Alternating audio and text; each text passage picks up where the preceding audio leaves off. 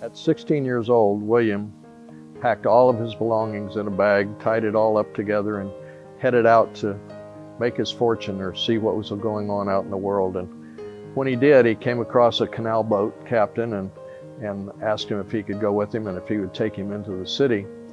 Because he said to the captain, he said, you know, my father was too poor to keep me, and all I really know is the art of making candles and soap, which was what my father did.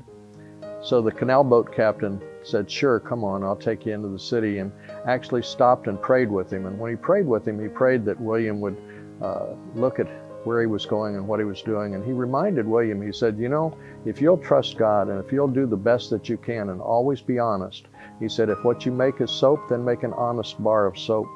And what you do, always give what you need to give as the things that you're supposed to do to have your honesty and integrity, and always give God what belongs to God.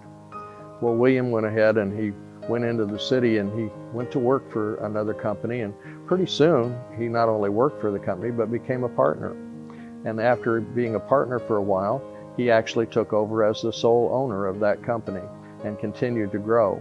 And as he did so, he remembered that even out of the very first dollar that he made, he gave God his 10%. And then no matter what else he made, he continued to give to God what belonged to God, and to truly do an honest day's work and to make an honest bar of soap.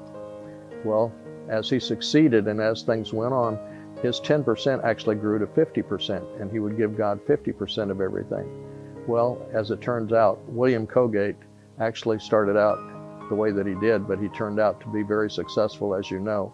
And at one point, he was giving God 100% of all of his income that came to him personally.